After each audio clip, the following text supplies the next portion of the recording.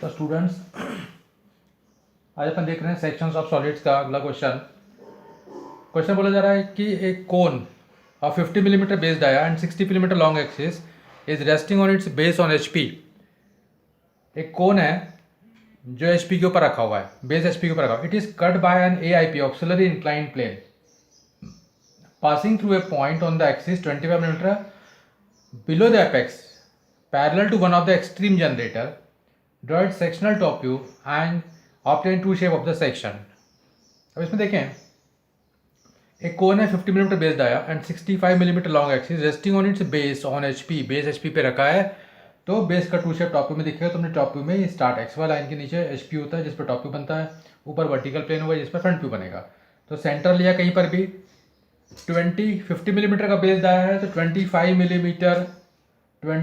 Millimetre का हमने radius लिया, यहाँ पे रखा और एक सर्कल बना दिया। इसको 8 इक्वल पार्ट में डिवाइड किया, नेमिंग कर दी A B C D E F G H. सारे पॉइंट को लेके ऊपर चले गए। एक्सिस की हाइट 65 मिलीमीटर है, तो 65 मिलीमीटर पे पॉइंट लोकेट कर दिया एपेक्स। इस एपेक्स को ए के ऊपर A dash, B dash, H dash, C dash, G dash, D dash, F dash और ई डैश, इन सारे पॉइंट से लोकेट ज्वाइन कर दिया, तो हमारी एलिमेंट्स या जनरेटर्स बन गई। अब ये हो गया राइट सर्कुलर कोन का टॉप व्यू और ये हो गया फ्रंट व्यू। फिर बोला जा रहा है it is cut by an AIP means auxiliary inclined plane. What is auxiliary inclined plane? Auxiliary inclined plane मतलब plane which is inclined to HP and perpendicular to VP. जो प्लेन एचपी से inclined होगा और VP से perpendicular होगा। Plane HP से inclined है मतलब इंक्लिनेशन एंगल हमें दिखेगा वीपी पर। वीपी मतलब एक्स वाई से ऊपर, मतलब फ्रंट व्यू काटेगा।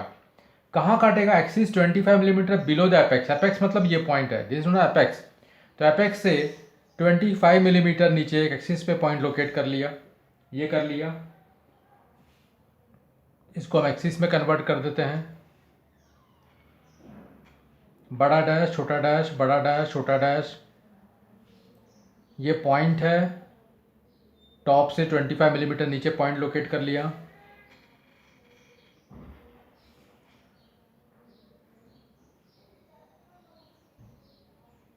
(25 मिलीमीटर नीचे एक्सिस पर पॉइंट लोकेट कर लिया एपेक्स से, और यहाँ से parallel to one of the extreme generator. Extreme generator मतलब क्या है?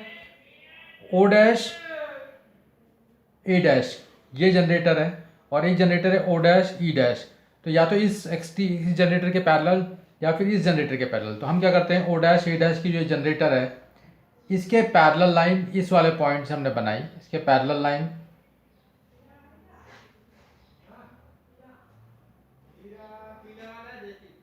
इसके पैरेलल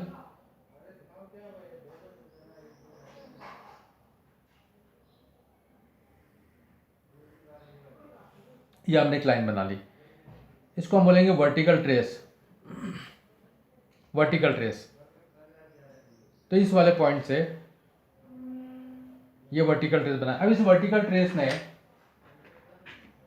कहाँ कहाँ पॉइंट्स को काटा है, तो इसमें देखें तो सबसे पहले तो बेस यहाँ कटा है, ये पॉइंट है, ये पॉइंट है और ये पॉइंट। ये सारे पॉइंट्स हमें यहाँ नीचे लाने पड़ेंगे। तो कैसे लाएंगे देखें, ये पॉइंट लाई कर रहा है बेस पर। बेस मतलब क्या है?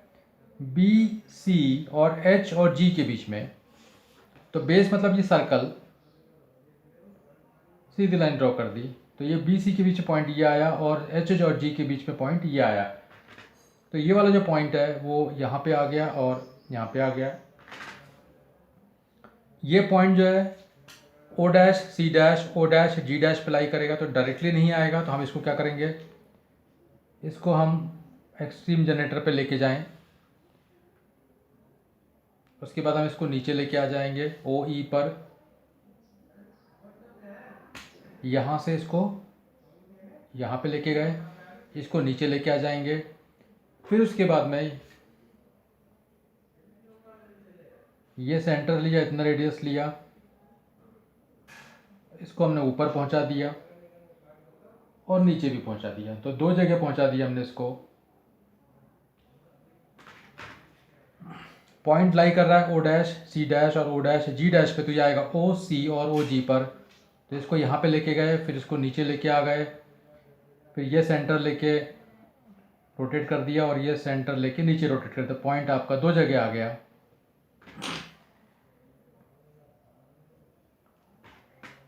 अगला पॉइंट लाई कर रहा है ओ डैश डी डैश और ओ डैश एफ डैश पे, तो सीधी लाइन ड्रॉ करेंगे ओ डी और ओ एफ पे, ये हो गया। फिर लास्ट पॉइंट लाई कर रहा है ओ डैश ई डैश पे, तो ये आ जाएगा ओ ई पर, सीधी लाइन ड्रॉ कर दी, सीधी लाइन ओ ई पर। तो ये सारे पॉइंट्स आपके नीचे आ गए। अब इन पॉइंट्स को ज्वाइन करना है। पहले भी बता चुके, बात कर चुके अपन कि जब भी कोई बेस, किसी भी ऑब्जेक्ट का बेस कटेगा, चाहे वो प्रिज्म हो, पिरामिड हो, कोन हो, सिलेंडर, तो इसमें बेस कहाँ कटा है? इसमें ये बेस है। तो बेस ये क्या है? बेस के पॉइंट दो जगह हैं, तो बेस के पॉइंट जो है हमेशा स्ट्रेट लाइन से हर बार जुड़ेंगे। और चूंकि ऑब्जेक्ट जो है कर्वेचर का है, तो इन सारे पॉइंट, बाकी के पॉइंट जो है वो स्मूथ कर्व से जुड़ेंगे।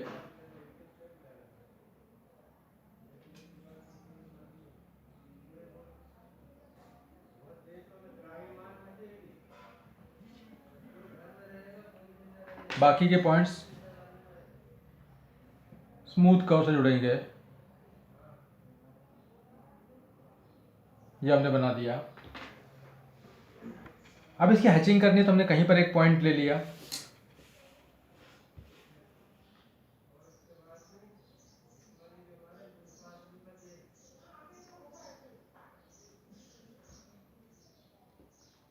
टेन, 20, 30, 40 और 45 डिग्री पे हमने पॉइंट लोकेट कर लिया। कहीं पर भी इस वाले पॉइंट से इसको ज्वाइन कर दिया, एक्सटेंड कर दिया, और ये जो लाइन मिली, इस लाइन के पैरेलल लाइंस हमने बना दी। ये हम हैचिंग रिप्रेजेंट कर रहे हैं, जो हमेशा सेक्शन को रिप्रेजेंट करती है। Section is always represented by hatching. तो इक्वल डिस्टेंस पे 45 डिग्री पे लाइंस ये बन गई। तो ये हो गया हमारा सेक्शन। ये स्मूथ कर्व है और ये स्ट्रेट लाइन है, ये सेक्शन हो गया। अब इसमें ये चूंकि इंक्लाइन कटा है, ट्रंकेट है, तिरछा कटा, तो जो सेक्शन मिला ये टू शेप नहीं है, हमें इसका टू शेप बनाना था। टू शेप बनाने के लिए बीटी जो है हमारा, ये बीटी, इससे पॉइंट्स है 1, 2, 3, 4, इनसे 90 डिग्री पे लाइंस, इस बीटी से 90 डिग्री पे लाइंस,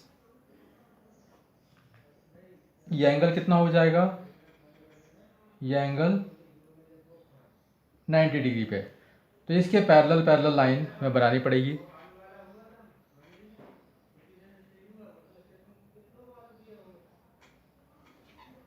इसके पैरेलल लाइंस में बनानी है।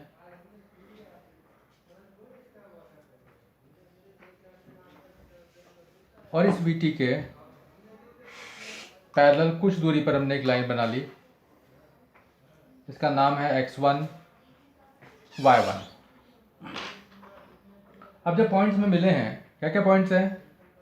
1, 2, 3, देखिए पॉइंट है 1, 2, 3, 4, 5, 6 और 7 पॉइंट। ये 7 पॉइंट हमें वहाँ लेके जाने पड़ेंगे। तो डिस्टेंस हमें लेना है XY से डिस्टेंस लिया, XY से डिस्टेंस लिया, हर एक पॉइंट का इतना डिस्टेंस ले लिया, यहाँ पे रख के ये लोकेट कर लिया। फिर दूसरा डिस्टेंस दूसरे पॉइंट का लिया हमने XY से, ये पॉइंट ऐसे गया, यहाँ पे रख के ये लोकेट कर लिया। तीसरे पॉइंट का डिस्टेंस भी हमने XY से लिया, ये अगले लाइन पे गया। फिर चौथे पॉइंट का डिस्टेंस भी हमने XY से लिया, ये सबसे आखिरी लाइन पे गया। फिर वापस ये डिस्टेंस हमने XY से लिया अगले पॉइंट का, ये यहाँ पे आ गया। फिर इस पॉइंट का डिस्टेंस XY से लिया, ये ले लिया।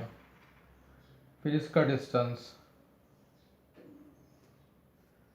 XY से ले लिया। तो इस तरीके से सारे पॉइंट्स हमने लोकेट कर दिया। अब देख रहे हैं कि ये पॉइंट और ये पॉइंट है ये वाला, और ये पॉइंट है ये वाला। तो चूंकि ये दो पॉइंट तो स्ट्रेट लाइन से जुड़े हैं, तो इन दो पॉइंट्स को भी स्ट्रेट लाइन से जोड़ेंगे।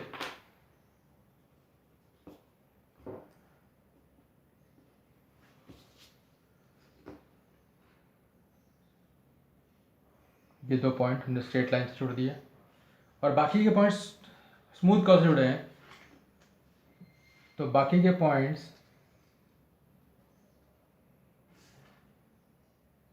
स्मूथली जोड़ देंगे। तो इस तरीके से ये हमारा ट्रू शेप बनेगा। अब जिस तरीके से इसकी हैचिंग की थी 45 डिग्री पे, इसकी भी हैचिंग करेंगे 45 डिग्री पे।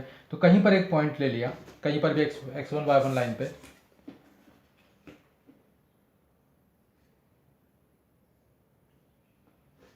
और 10 20 30 40 और 45 डिग्री पे पॉइंट लेके को ज्वाइन कर दिया।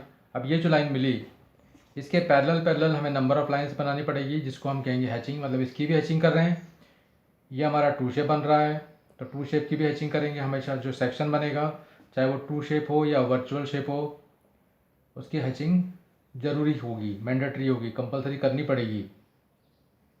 तो 2-2 मिलीमीटर पे 45 डिग्री पे लाइंस,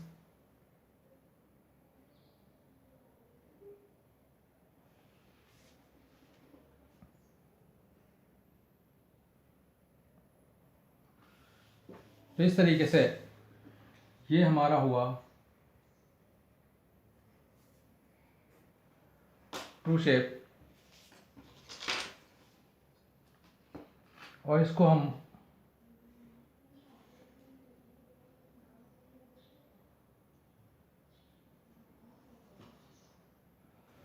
डार्क कर देते हैं। अब ये तो हो गया ट्रू शेप, ये हो गया हमारा अपेरेंट शेप। इसमें जो पोर्शन बचा है, क्या पोर्शन बचा है, तो जब ये कटिंग प्लेन ऐसा चला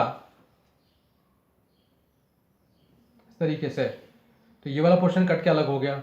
अब जो पोर्शन बचा है, तो बचा क्या है इसमें, इसमें ये बचा है। जब ये बचा है तो सर्कल का इतना पोर्शन यहाँ का बचा हुआ है,